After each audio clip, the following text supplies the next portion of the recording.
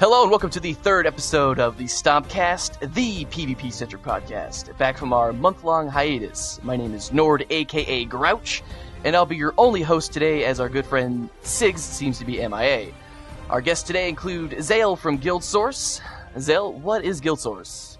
Yeah, Guildsource is on YouTube, and we make Guild Wars 2 specific videos. We don't want to touch any other game right now. That we try very hard to make worth the watch. We do exciting matchcasts to guides to retardedness to patch notes discussion in that order, and focus on production quality to make the videos worth your time. And we spend more time making them for that reason. As an example, we have a matchcasting style that's different than others with a cool pre-match visual that pumps you up for the match. And often we'll do a replays and tactics segment, which is really interesting and informative, and people really like that. We started Guildsource only about 3 months ago, and we wanted it to be about quality, so that's what it's all about. And since then, our viewer base has grown a lot, so I got to thank my subscribers for that. Shout out to my subscribers. You know who you are. And yeah, that's Guildsource. All right, with us as well, we have Tom from datamindout.com, a website focusing on the business side of esports. What do you do over there, Tom? So I'm just essentially the creator and author of a lot of the content on Data Mined Out. I started up the site with the goal of helping smaller businesses find their way into a very fast becoming crowded world of esports marketing, and from there it just sort of expanded into all business. My co-author on there is Jeff Moore from Fantasy Esports, the fantasy league for the up-and-coming fantasy league for esports in general. Right now they have StarCraft 2 and League of Legends with plans to expand to Guild Wars 2. And DMO is essentially just a resource for people to get on and find out more about what digital companies are doing right now to market, to advertise, to handle their finances, and just to help companies get a head start and really make it in esports. All right, so as our listeners have probably guessed already, this is going to be an esports-orientated episode. One of our first topics we're going to take a look at is just kind of ArenaNet's handling of sPvP and tournament play post-launch. I haven't really heard much at all, actually. Let's be honest. We still don't have paid tournaments. Haven't heard any word on spectator client, private servers, monthly or yearly tournaments. Yeah, I mean, it's clear that their priorities were a little bit, different. Like, I don't think at any point that they said, okay, PvP is going to be one of our number one priorities. So we're definitely going to have to deal with that. And we're also dealing with all the bugs and stuff that they've got coming out. And I guarantee a lot of their resources are wasted on the hacking and stuff, not making actually real progress on the development of the game. So what can you do? Yeah, I agree. It's so tough, especially when you have this fast exploding world of esports, to have a new MMO that wants to be esports focused, because I mean the scene has been growing so much in the past year alone that it's difficult for, I feel, an MMO to try to make it right now when they're just launching, because you have to deal with all these bugs, a massive world, all of the PvP issues, and then on top of that balancing PvP and preparing spectator clients and hacking. There's just so much to do that I feel like it's slow going for development in general. Yeah, that's totally true. And that's a good point, where if it isn't developed pre-launch, all this stuff that we need, which, we need a lot of it, but honestly a little bit would have gone a long way, like private servers or just a nice tournament browser. But if it's not already implemented and the game's launched, now all there's this crap storm of problems, then, it's not going to be right now when we get all these fixes that we want. Right, yeah. And I can't agree with you guys, but the one thing is that I think ArenaNet kind of picked up responsibility for making this an esport as fast as possible when they used the buzzword esport. Like I mentioned earlier, Friday was talking to, but I mentioned that the only reason I bought Guild Wars because this competitive aspect of the game was guaranteed to me. And while it's there right now in its kind of infant form, it's not exactly what I was looking for. But me and 1,000 other players bought the game just for this. Yeah, I think it'll come around too. I have a lot of faith in ArenaNet. I think that they've been paying attention to not only the esports scene, but the general gaming scene as well. And I think they've noticed that community feedback is very important. And once the bugs get ironed out and the community becomes more focused on driving PvP features forward, I think that's going to become an increasingly large area of budget and time allocation for them.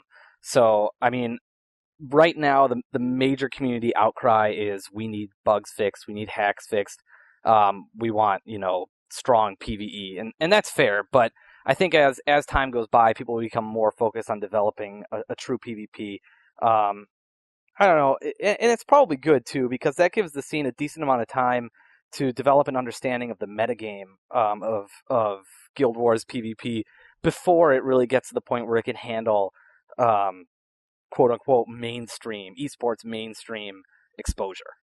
Because if you had it right now, when people are just trying to figure it out, all these people would get exposure to it, then they'd see that, the metagame's not quite that interesting, and it may not be just because people haven't figured it out yet. The balance really hasn't happened. And if they did, they'd probably just dismiss it and then not come back. Whereas right now, most people haven't really dug into it, and hopefully they will once it's at a more stable point. Yeah, and while I completely agree with that, the only problem is that the players are not able to even get to that point as fast as they could, as the good meta, understanding point, because there's not a really good way to practice right now. Good teams are having to deal with 90% of these bad teams. They're not growing as big as fast as they want to, and then the smaller teams are getting crushed by larger teams not learning themselves. Yeah, that definitely is going to deter that progression a little bit. I completely agree. On any given day, I'll play, hours and hours of tournaments, and we'll find maybe one good game. And the rest of them are, 500 to maybe if the team was lucky, get 200 points. And you just don't get better from that kind of play. Yeah. And it's hard to establish a meta in that when you are playing, subpar opponents. It's like playing Masters League against, people who are just starting out. You're not going to get better. Yeah. Yeah. The zeal from players has actually been very good. This has been said before. The community has done what it's supposed to. And the question is, how does ArenaNet support for the esports scene compare to the players' zeal for esports? And we've actually definitely outdone them a little bit. I don't think that they expected it as much. I know they wanted it, but they either got pushed, forward on their deadline, couldn't get in some of the stuff they wanted to. I wasn't, in the development room when they were going, okay, what can we and cannot do? But we're ahead for sure, and they're on their heels. And so at this point, it's really yeah, okay, so if you expected esports out of the scene, like you said, Nord, that you're like, okay, this is why I bought this game. Well, at this point now, okay, we don't have it, but is it worth it to wait? And I think it is. I think it'll come soon. So, yeah. The problem with that is that, when League of Legends came out, there was no scene for a while. I mean, the game didn't have ranked queues. There was nothing. It's nothing like it is now.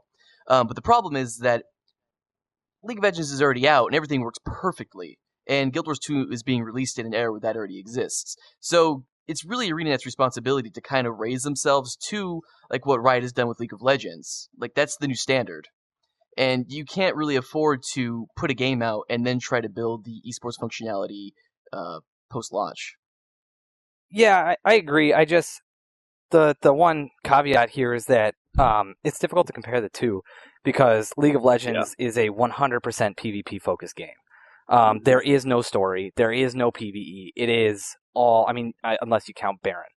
But it's all PvP. The whole point of the game is to beat the crap out of enemy champions and minions. But the point that this draws out, I think, is that kind of an important one, that you need to consider the wants and needs of the PvE players in addition to the PvP players. If you look at the revenue model for Guild Wars 2, they're operating off the microtransactions as well as the actual game sales and expansions. Unfortunately, this makes it until the viewership is there, is large. They can't really be charging a sustainable amount of licensing fees for tournaments that want to show.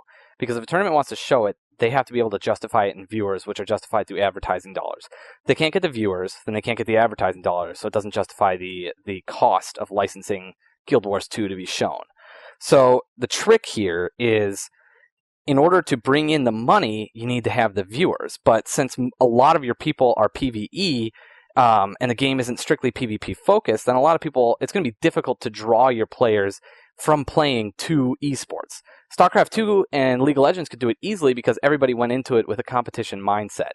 But that doesn't happen necessarily with something like Guild Wars. So it's a bit more difficult to see that. And then on top of that, you don't really have that much in the way of development towards PvP because it's not where their primary revenue model is yet. If the viewership got up then they could charge massive licensing fees, and maybe they'd be able to cover their server costs for like 30 persistent, always-on worlds that are populated with monsters and players. I mean, the overheads there are so high that you would need a massive source of recurring income in order to maintain it. And if esports can't cover that, then most of their development time is going to go straight into PvE. Right, I agree. But like the point I made earlier is that I think ArenaNet assigned themselves a certain degree of responsibility when they used the buzzword esports. Yeah. And like I said, that definitely sold box copies that they wouldn't have unless they had mentioned that. Yeah, I agree. Okay, yeah. Maybe I went way off topic. Well, I agree with you completely. I mean, I understand that there is going to be certain places are going to. I mean, they're going to definitely focus on PvE because there is more players that do PvE than there are going to be PvPers. So it makes sense for them, from a business perspective, to focus on that. Yeah, I don't know. I personally, I love the game. I want to see it in esports form. I would watch it, and I would love it. I would totally watch tournament form Guild Wars. However, we would need to have a spectator client that wasn't, over the shoulder. Right. Yeah, absolutely. And I don't mean to be extremely critical. I think the game will do well, and the game has only been out for 2 weeks now. So it's just the beginning of everything. The one thing I would like to see an improvement on, though, is the communication. All of these questions that we have regarding the paid tournaments, spectator, private servers, monthly, yearly tournaments, they could just simply release a statement saying what their plans are, and my fears would be gone. But they haven't even taken the time to do something like that. So true. I mean, for a while there, where they weren't even releasing any information on some of the problems, and then they finally got the Twitter and were releasing constant updates there and their wiki about like the technical problems with people's computers and then the hacking issue. Yeah, I mean that's just baseline, like, business 101. You communication's everything. That you have to be visible to your customers and let them know. I mean, yeah, how hard is it? I'm sure that they have a development room where they're going, okay, I know this deadline. Okay, let's get a spectator out at this point. Okay, at least give us something. It's not okay for what they're doing right now. Right. I mean, just like a specific example, I think it was Labor Day weekend. Tournament system was down for 2 days on NA. I'm not sure the exact amount of time. In that period of time, though, we saw tweets come out about PvE storyline fixes and everything you could think of having to do with anything but PvP. There was not even an acknowledgement that there was something wrong with PvP. And I was kind of bummed because Labor Day weekend, 3-day weekend, I was really pumped to play and get some tournaments in, but kind of just sat AFK in the mists or, did sPvP. It was kind of a bummer. And and there wasn't even an acknowledgement, though, that there was something wrong with it. And it was, like I said, it was down for like 2 days before they even mentioned it. And then they got it fixed right afterwards. Yeah, morale is huge. Like, the zeal for the game is huge, and everyone had a lot of it, and it diminishes every time there's a problem like this, and especially with teams that are getting on at the same time, and they're really dedicated. Okay, we need to practice. Let's be the best. It's a special hit to those, players who are sitting in front of the tournament, NPC going, well, what do we do now? This is horrible, and, they definitely are going to rage even more because of it, and it's just like, yeah. But like I mentioned before, it probably is too soon to be super worried about it, like too soon to QQ about anything that they're doing. Because, again, 2 weeks, it's not a lot of time. I mean, I can hardly do things in 2 weeks. I get nothing accomplished. So what they have done with the game, the game works, and that should be enough to hold us over for at least a little while. Yeah, we need to clearly digress and go, okay, let's look at every MMO. If you're raging, and I've seen a lot of the threads and forum posts and stuff like that, if you're raging that much, you have to sort of have a relative standpoint and go, this is a giant project. They're going to have issues. You have to expect it. There's no way it can be flawless. Like, it's just impossible. So where the error is going to be, it's going to have some. Wait it out. Be patient. I think it was Tom that mentioned earlier about the licensing for Guild Wars 2 for the tournaments. I don't know if you guys noticed, but a website called Joust, jow.st. Yes, I was looking at that. They have already announced that they have money to put up for a Guild Wars 2 tournament. So it looks like there's people that are willing to throw money at Guild Wars 2 in the competitive scene. But, obviously right now, like if Joust wanted to do that tournament tomorrow, they wouldn't be able to do it. Unless we somehow packed people into, hot join rooms and tried to do it that way. But that would be really sloppy and probably wouldn't work. So that something like that just wouldn't be possible. Yeah, I would be really interested to see how an actual, spectated tournament went. For Guild Wars 2, because as it stands now, I can't see it being viable, given that the only thing that's holding it back, I feel, is the spectator client. If you had a method of watching the game from more of a top-down view, I think it would do so much better. Also, as Zael and I had been talking about a little bit before this cast, we were discussing the viability of different game types, not necessarily the arena type that we have now. I feel like it'd be much stronger to have some new and innovative game types, like in Shootmania, for example, how they're kind of have a new take on the FPS gameplay style. So I think that would be a major step forward, and I would love to see Joust run some cool tournaments for Guild Wars 2. But I just don't see it gaining the viewership that it really needs until there are some changes both to the spectator client and the game modes. Yeah, I mean, can we talk about that multiple map sort of idea for a second? Yeah, yes. So, like, I mean, that's something that I've been, like, I don't know, I told you before, and that I've been thinking about forever. I mean, I said it a little bit, actually, premature, because a few people, like, raged at me. You're like, what? You don't like the game? What? In any way you think it's bad? And I'm like, no, I just want to improve it. Because Conquest itself, just by its nature, I mean, it has a few points about it that are bad. One, there's no evolution to the gameplay. I mean, let's compare it to a MOBA. In that, MOBAs are very evolutionary. It changes. And if you don't know what that means, it's start to finish. It does the game look different. So that as a factor is a good thing. So yeah, okay, let's not compare it to MOBA. I don't want to compare it to any other games. But we can draw, and kind of improve it. So Conquest is not changing. The beginning is the same as the middle is the same as the end. So let's take another map that would have that. So let's take payload, if a term that if you guys don't know is kind of migrating a load, I don't know, let's take a futuristic thing. Usually it's like a hovercraft carrying, some package, and you got to escort it to the finish line. It's on a path. And if your team is on it, it'll move. And if the opposite team's on it, it'll move back away from the finish line. And if both teams are on it, it stays still and there's fighting. And it's a really interesting sort of play system because the map changes depending on where the load is among the path that's just winding about the map. And so then it's really good because it changes and the map changes, and then different professions shine in different places. And then based on the creativity and the skill of the player, they can anticipate that and be like, okay, I know what's around this bend. I'm going to set up this and this and this, and it's going to be awesome. And so that's evolution because it changes. And it's really exciting because the progress itself is, sort of associated with excitement. So when you see it moving really fast, let's say, and you're like, oh my gosh, look at, they just got this huge jump. Or if it's just nonstop moving, you're like, oh my God, look how fast they're going to win. It's like football, like American football. It's like if he's going from the 50-yard line all the way to the end zone, like that's always an exciting time. You can't deny that it's like, oh, look at him go, go, go. And so that's the exciting thing, and that's that viewability that we're looking for with esports. And that's just, one example. There's like King of the Hill.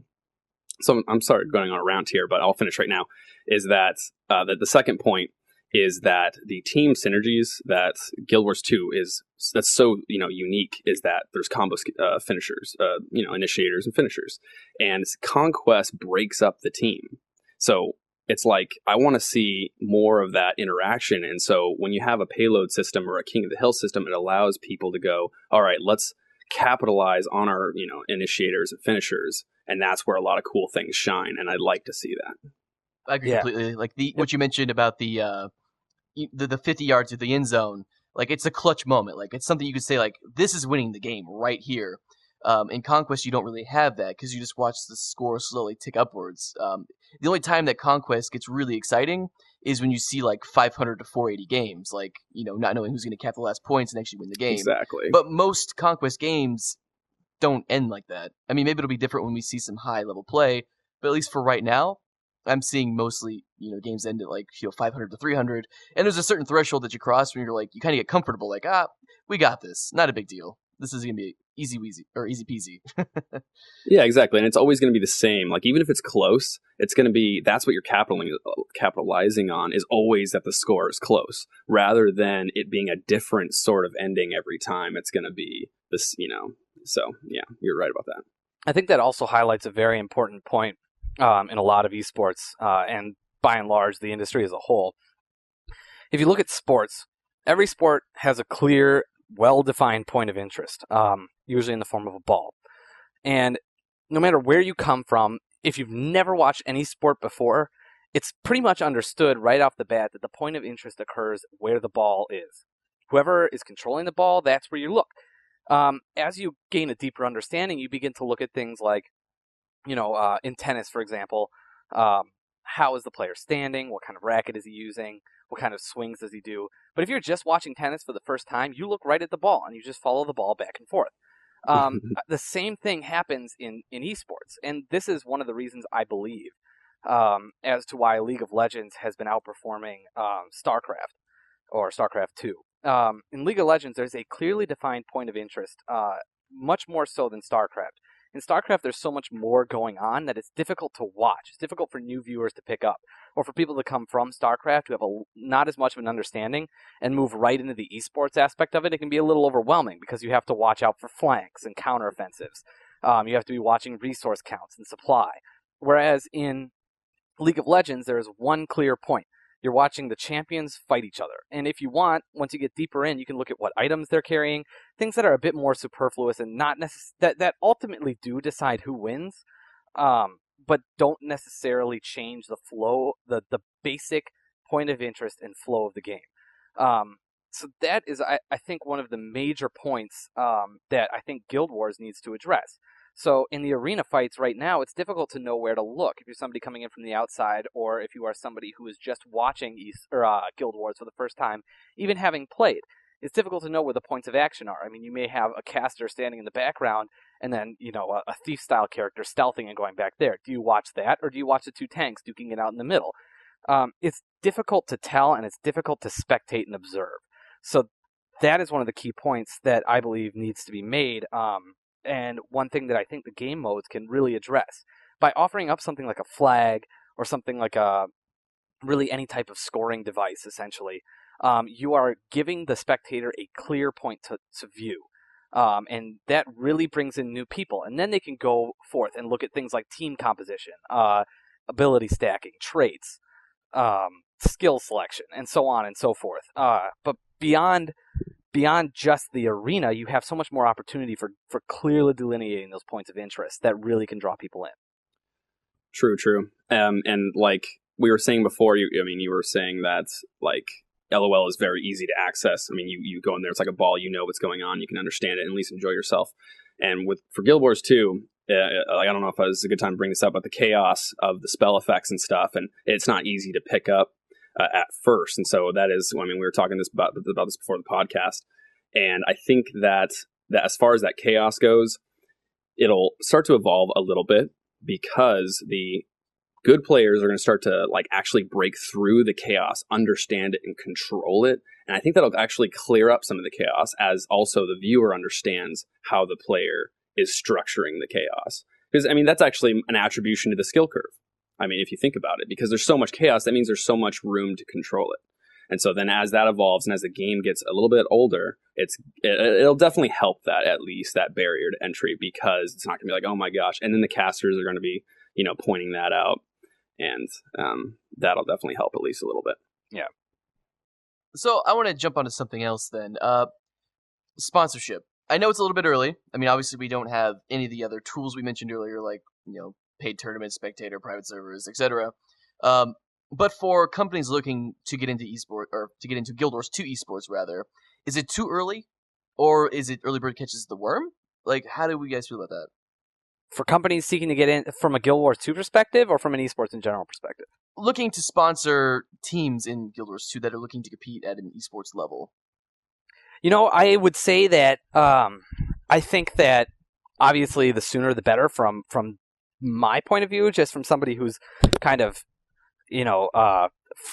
more interested in the industry, so to speak. But from an investor standpoint, I feel like it would be difficult to justify, let's say you're a company, I feel like it'd be difficult to justify to your boss why you would be investing dollars in that, as opposed to something that might be a bit more lucrative. So we need to look at the opportunity cost of those dollars, because they could be spent, buying Google AdWords or paying for advertising somewhere that's not in a game that hasn't necessarily hit its prime yet.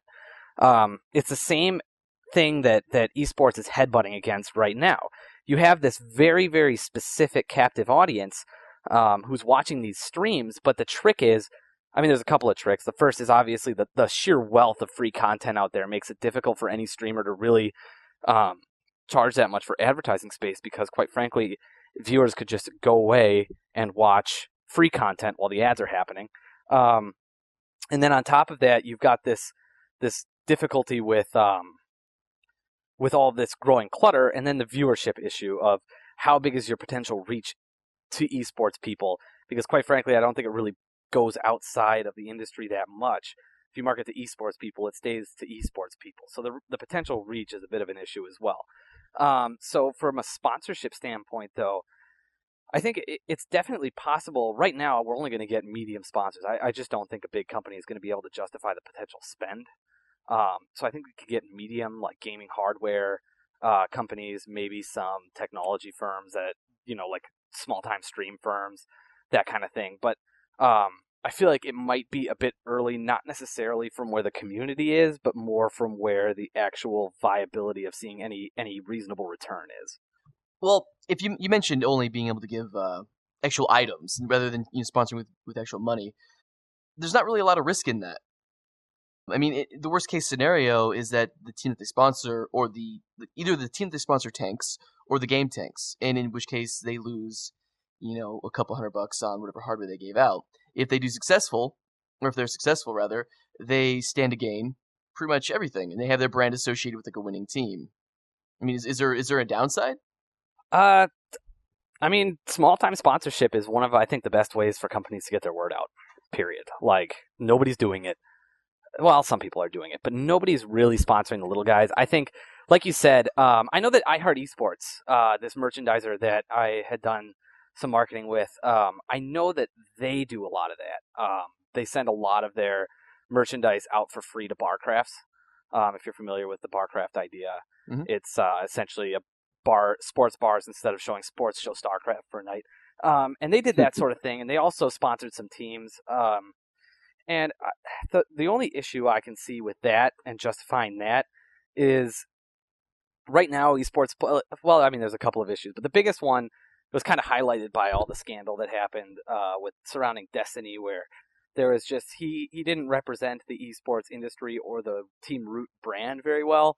And the sponsors noticed and they pulled the plug, or they threatened to pull the plug, and Destiny got removed from the team. So, I mean, right now the issue is just it's a young industry. The people, the main personalities, since we're talking about teams, are just kind of figuring out how to handle fame. And that is causing some issues with personalities clashing with brands. And I see that continuing for quite a while, since, figuring out how to handle fame is a difficult task for anybody, really. But the trick is, like, you've got these people who all of a sudden, not only are they representing their team, they're representing all of these companies and sponsors that are interested in protecting their investment. That's one issue. The other issue I see is the potential reach, like I said earlier, it's difficult, because you could be sending those products to a bigger team. You could be sending those products to a bigger game in general. So the bigger it gets, obviously, the more we're going to have in sponsors. And while I don't think it's too early, I don't think we should expect to see any sponsors for teams coming out anytime soon. Not any big ones, anyways. I have a question. Yes. So, and you can tell me if this is a good, I guess, point, is that, isn't it true that the first set of products that sort of associate themselves with, like sponsorship companies that associate themselves with Guild Wars 2 are like a little bit more impactful? It's like that because, you got all these fresh people playing Guild Wars 2, and it's not guaranteed that a lot of them are used to products being sort of advertised in game. I mean, maybe a lot of them originally played Guild Wars 1, and they haven't played, a game since then, an MMO since then, and they're not used to that. And so is it true that the first set of companies that put their product on Guild Wars 2 and associate themselves with Guild Wars 2 have a greater impact on the player, because the player going, wow, look at that, someone actually is sitting here next to the Guild Wars 2 logo, and I acknowledge them, and that might have an impact on me? Yeah, I would say so.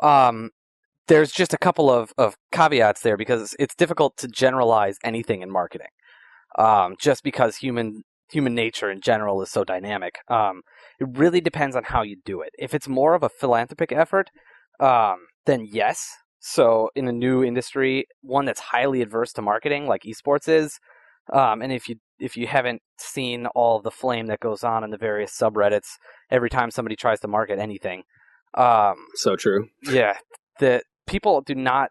They are kind of nervous at the idea of money coming into esports because they're afraid of it becoming more and more like traditional sports. But quite frankly, that's the way it has to go.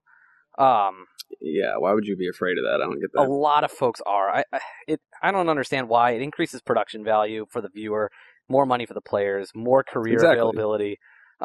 It's just a better thing in general. But people are just afraid of marketing, by and large. So if you do more of a sponsorship type thing and you support the cause that they believe in and leave it at that, then I think that you're right. Absolutely, that being the first to market is awesome. But if you take more of an advertising standpoint, let's say, you have kind of a PR fail and decide to really advertise to people and make a big marketing push, you're going to have a hard time because early movers tend to be very adverse to marketing. And so if you get your brand in there, obviously they're going to be like, oh, they're, trying to sell us products, and they're going to shut you out.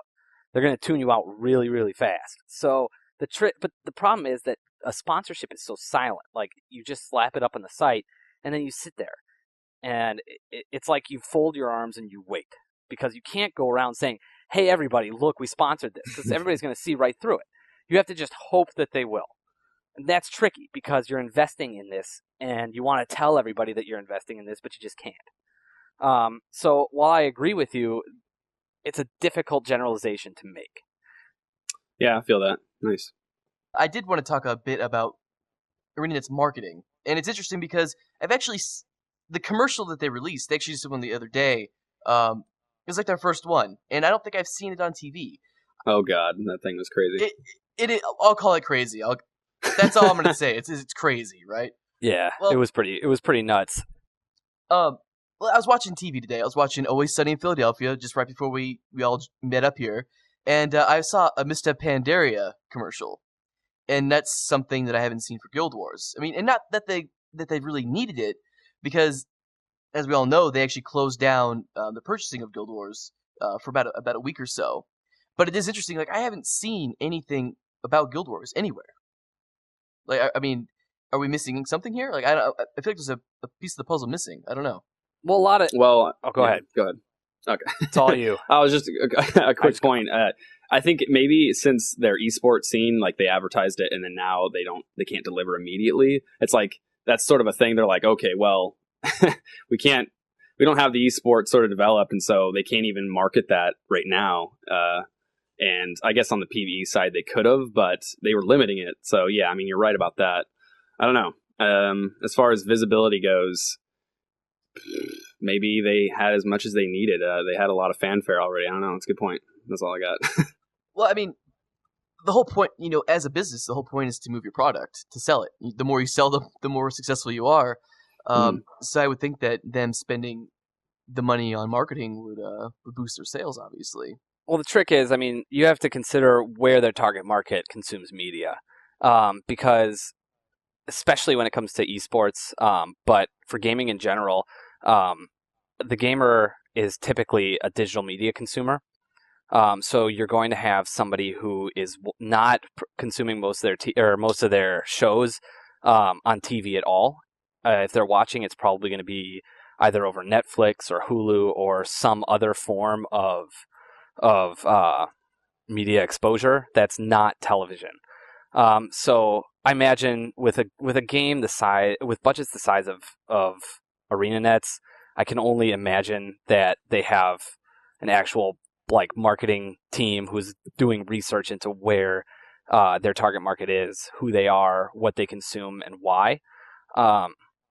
So I would assume that they have thought through it very, very heavily and tried to find the best ways to reach out to consumers who would be interested in Guild Wars. So while I haven't actually seen the ads myself. I mean, I've seen the ad on YouTube, but I haven't seen it displayed anywhere aside from a voluntary watching it on YouTube. I haven't really consumed any media in the past month because it's kind of been super busy and crazy. But I would assume that they're running it in places where gamers go because you can't. I mean, the thing with Blizzard running Mists of Pandaria ads is the WoW gamer demographic is so vast that a lot of them probably consume actual TV media. So you're going to see Miss Pandaria ads on there, but maybe not Guild Wars ads, because Guild Wars is appealing to, I don't know, maybe a younger gamer a younger gamer demographic. So I would assume that there's some kind of that reasoning behind it, although the only people who could tell you for real are ArenaNet. I think their marketing guy is pretty crafty. I've seen a lot of reviews and articles come out of a lot of sites, a lot of interviews given to a lot of large sites as well. I mean, Guild Wars was pretty much living on Forbes for a while. I think I've seen like 5 articles come out of there. Forbes publishes all kinds of stuff for gaming. That's definitely growing.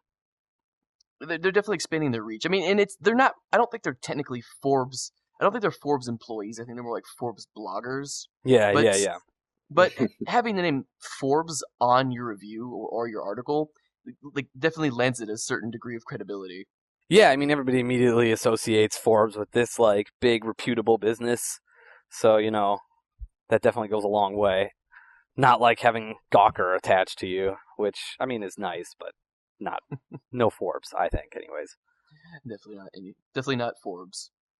So is there, in the business side of things, where can ArenaNet improve?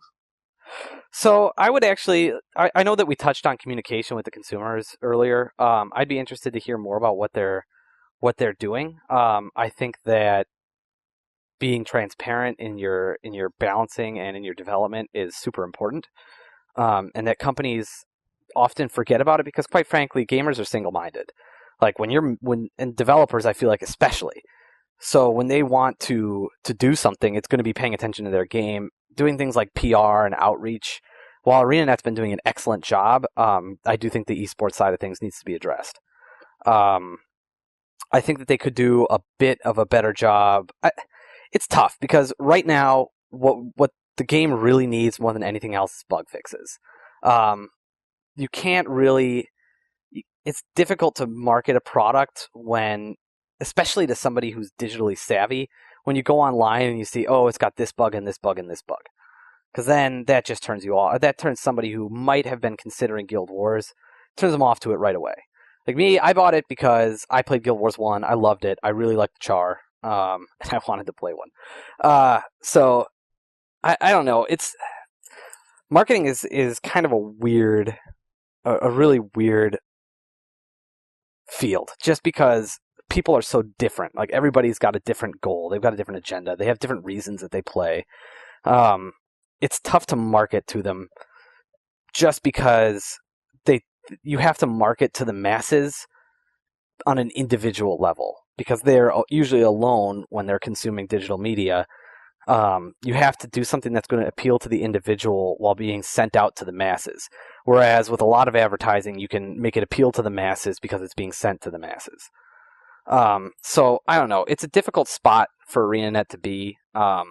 In terms of marketing, I would say that they've done a lot really well. Right now, I think they should focus all of their time and effort and money on development just because those bugs need to get fixed, and then make another push towards marketing, maybe do another ad, but those are super expensive to get and run. Maybe spend more time with community outreach and a better spectator client, and then advertise through things like MLG and the major tournaments that you see doing esports, if that's the way that they want to push it. And if not, then, hyping up their next expansion or what have you. So from my point of view, from a marketing standpoint, they've done a lot and they've done it really well. Better than most MMOs. I mean, these days you can't just create an ad, stick it up online and expect to get people watching, and people interested. It might generate some interest, but it's not going to have nearly the effect that digital media used to. Now you need to be a bit more creative, use social media, be part of the community, outreach, a lot more PR, good service. And that kind of stuff ArenaNet's doing really well. At this point, I think the only thing holding them back are limitations on the game. I just want to bring up one thing that you mentioned. You kind of made a point in a roundabout way as well. You mentioned how making an ad is expensive. Obviously, it costs a lot of money to get everything together to make an ad, the filming and whatnot. Well, ArenaNet made that commercial or that ad, but as you mentioned before, you voluntarily went to their YouTube to watch it. Right. And that's the only place I've seen it is on their YouTube. So doesn't that seem kind of like a waste? Not right. I mean, I guess the thing is, I enjoyed the ad. So for starters, it made me excited to go back and play the game. And every time they do that, so there's a principle in marketing known as cognitive dissonance, which essentially is, and this is a principle in psychology actually, marketing just uses it. Essentially what it is you go and you buy a product and then you feel bad about buying that product because you didn't want to spend money or whatever. So this is most evident in car companies. What they'll do is if you buy a new car, let's say a sports car, let's say you go and buy a Corvette, spend a huge amount of money on this Corvette, you go back and all of a sudden you're feeling bad about buying the Corvette. Well, they'll do a couple things. The first thing that'll probably happen is you'll receive a call in a couple days asking you how the new Corvette is. They also usually give you membership to some kind of club with other Corvette owners, something to add exclusivity that reduces cognitive dissonance so you don't feel bad about buying it and ultimately return it. But the number one thing that they do is advertise. Car ads are not designed to sell cars. I know that sounds kind of weird, but they're really not. Car ads are designed to make people who have already bought cars feel better about spending that kind of money. That's the most interesting, example of cognitive dissonance reduction. And that's what this Guild Wars 2 ad does for me. It makes me more excited about the game. It makes me feel less bad about purchasing it, although I was already way over that because I pre-ordered the game months ago. And it makes me excited about it. And like, if I had many friends who were gamers, which surprisingly in Seattle can be difficult to find, I would be showing them that ad and saying, "Hey, look at this. Check out where that woman's face turns into the character. That's pretty sweet." But I don't know. To me, the ad did really well. I mean, I'll just pop on to YouTube here and see how many views it's got. But eventually, ultimately, an ad is an investment too. So further down the line, they already have that ad. They could run it on Hulu or, really anywhere the gamers go, MTV, what have you. And they can run that as a pre-roll spot then. All they have to do is chop it down to 30 or 15 seconds. So to me... Did you see... Oh, go ahead. Did you see how many thumbs down it has? Like on a few places that I saw it, because there was an official one, and then I saw it on Dantane's channel. Like thumbs down, like half. It was like absurd. Really, that's disappointing. So, it was a cool ad. Yeah, I mean it was, but I think what it is that it was so different. Like obviously, yeah, and the focus, and that it breaches you a little weird. It's like you're like, whoa, what? There's like it was almost looked like an advertisement for the Secret World. Yeah, I was thinking that too. Right, like you're sitting here going, wait, what is it? Did I actually click on the right thing? And then but all in all, I watched it like 3 or 4 times because it was like art. I wanted to comprehend it. I'm like, what am I missing? Yeah. And in the end, my conclusion was that it was really different. And that isn't that exactly what Guild Wars 2 is. It's supposed to be really different. So I thought that it had a good marriage there. Yeah, where it was just so different. I'm like, all right, I appreciate that. Yeah, absolutely. That's a great point I hadn't thought of. Were you able to find out the view count? I am still digging for it. It's Guild Wars 2. Is it trailer or ad? Because you shouldn't have to dig for a commercial that hard. I don't know. I think this is it. No, this is Gamescom 2011. It was like We Fight as One or something like that. Or it's like, oh no, this is our story. Oh yeah, it's like this story is ours or something. Our time. This is our time. This says our time. Yeah, that's it. This is our time. This is our time. Brings up a whole bunch of crap, none of which is related. I'm gonna find it. Okay, here it is. Here it is. You got it. 10-9. Oh, that's day month. Doggone it. This is news, man. It's a race. This isn't even it. So here's IGN's. This has only got 14,000 views. Our time is now. Yeah. Our time is now. Okay. Well, none of us had it. Yeah, I got it. It's 252,000 views on ArenaNet official. Yep. I also just found it, and here it is on IGN with 14K, 14.5K. So you think it's successful? Man, so many dislikes. That's too bad. Yeah, right? See, that's what I mean. It's like, yeah, I mean, there's the comment section. They might have should have disabled that or something because there's a snowball rage. Oh, that would have been way worse. Yeah, that's true. Disabling it. That's like deleting comments on your Facebook. I mean, the ad is so... I think the ad's cool, but then again, I'm a sucker for that kind of thing. Well, and it was directed by the V for Vendetta director, right? You guys heard that? I did not know that. I also did not know that. Yep. So, I mean, that's why it's so abstract, and it kind of makes clicks when you hear that. It's like, oh, I get it. Okay, that is interesting. That's a good movie. I like the movie. Maybe they were trying to recreate. You guys remember the Apple ad from the 90s? The 80s? Or yeah, 90s or 80s, yeah. Yeah. The one where they're all sitting in the room. Yeah, 1984 is the inspiration for it, where the chick throws the hammer through the screen. Yeah. You know that Yeah, ad wasn't actually supposed to air?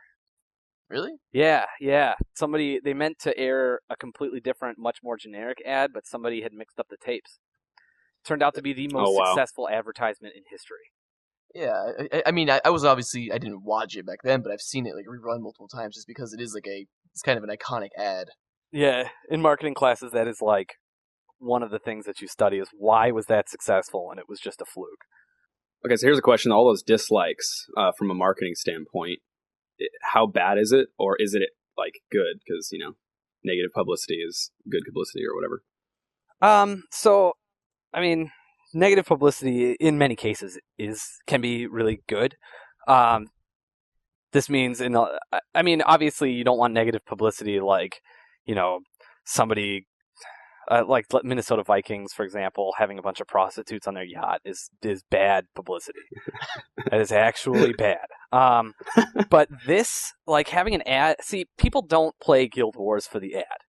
So, I mean, it's not really destroying that many people's like view of it, but what it is doing is generating some interest. Like people are gonna watch it. I mean, now obviously they haven't been watching it off the hook, like it hasn't been going viral, but that kind of dislike I don't think is really that bad. I don't see that much of a negative repercussion from it. Here's like a thing I just thought of. Doesn't it sort of play as if it's supposed to go on TV, where someone would go like, oh, what is this? And then it turns into a Guild Wars 2 advertisement. You're like blown away in your seat and your head just explodes and you're shitting bricks. Like, what? I did not know that was going to happen. Yeah. Like, it's almost how it plays. Because, like, you go to your YouTube and you know exactly what it is. Even though it's confused right at the first, you're like, wait, what? But if it's on TV, then you have no idea. And it almost seems like that would be a more effective, like, medium for that. Yeah, it could be. Weird. It could be that they're trying to... I mean, obviously, this is very, very heavily geared towards WoW users. You can tell just because, the whole our time is now, we're fighting the status quo is, I think, actually one of the lines in the ad. This is very, very much geared at WoW. Like, this is a threat. So, to me, if you threw that where WoW users go, like all over it, I don't actually think that would pick up necessarily online, because people would probably just skip it like they do every other ad. It's meant, I think the beginning part, while it's meant to grab you, most people will probably, if they don't know what it's for, just assume it's a Secret World ad, if they know anything about MMOs. But on TV, where you can't skip ads, you would be totally correct, I believe. So showing it on TV where people will watch it and be like, oh, this is kind of interesting for an ad. Maybe I won't. Yeah, exactly. That's the main thing that catches me, is when I'm confused and like, I can't discern it immediately. That's what catches me. Yeah, mysteriousness. And it doesn't. It's trying to break away from the whole. I mean, the message is very clear throughout the whole thing, where it's essentially Guild Wars is not like other MMOs. They don't even advertise like other MMOs, I think is the point that they were going for. Exactly. Yeah, it's also like rallying. It's like it almost seemed like the youth were rallying together, and it's sort of be like, oh man, hey, we got a community. Let's like rally together, and it's sort of a kid appeal, I guess. Yeah, except saying we have to overthrow WoW really only gets people fired up with their pitchforks for like a day, and then everybody goes back to their hunters. All right. Yeah, I actually really liked the advertisement. I thought it was fun to watch. A little long. They didn't really. I mean, obviously they would cut it way down, and when they did that, they would probably put in a lot more actual game footage, which I think would be a bit of a mistake. But then again, yeah, me too. Yeah. Yeah. So I don't know. I like it. I think it's pretty sweet. Ballsy. That's the best thing. Yeah. Really ballsy. Yes, ballsy. That's a good way to put it. All right. So we've touched on quite a bit.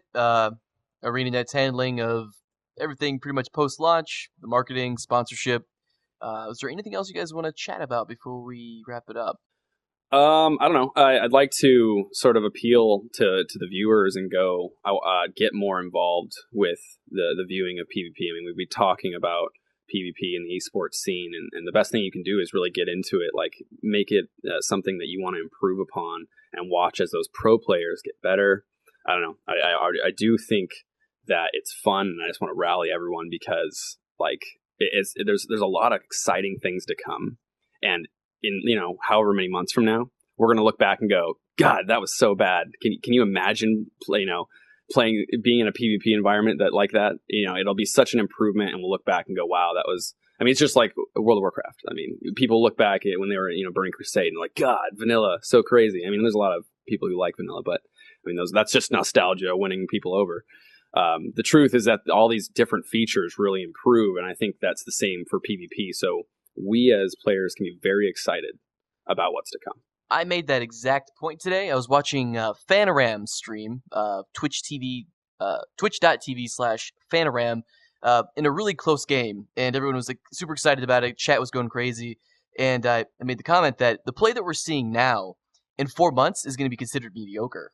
Like, these great games that we're seeing are going to be just average games, in the future, because people are going to be getting that much better. There's a lot of improvement to be had. I mean, if you watch the communication that a top-level WoW team has in their arena versus what we see in Guild Wars 2, it's a big difference. And they'll get there eventually, but again, so much improvement to be had. Games will improve so much. Exactly. And don't let the skill cap that you perceive fool you. There is more to it. And just you're gonna have to trust me for now. And you'll see teams crushing other teams, and there are little reasons that are jaded to you right now, I guarantee. And there's a lot of exciting gameplay to definitely be had and viewed. Yeah, and I would say be vocal about it. If you have a Twitter account, definitely tweet at ArenaNet. I know that they listen. You see that they're listening to people. They're interested to see what the community wants. And if you want faster esports development, the ability for players to really be able to go back and watch their games and see how they can improve, a stronger spectator client that makes it more fun to watch, really any features that you want, be sure to let ArenaNet know. Be very, very vocal. That's the best way to get the developers to start to really see that esports is something we desire. And it's something that we want to see more of in Guild Wars 2, and that they should begin to allocate budget and time towards it. So make sure you're talking, make sure that the community is actively pursuing esports, get on Reddit, upvote those esports posts, upvote the streams. It doesn't cost anything but a few minutes to send out a tweet and upvote some of the esports related requests on Reddit that ArenaNet routinely goes on. They definitely do. They'd be stupid not to. Just be vocal, be active, make sure that people know that we want to see more esports stuff. Just a couple quick shout-outs before we wrap this up here then. There is a Guild Wars 2 esports Reddit. It's r/GW2esports.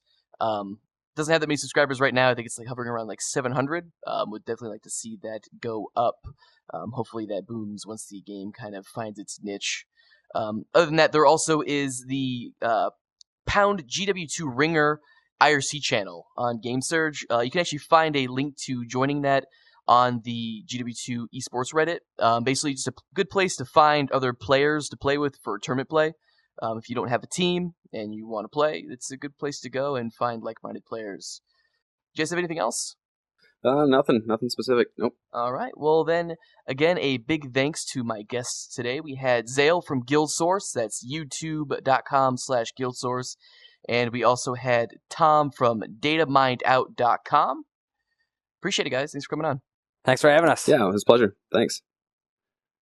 I've wanted to do that the whole thing.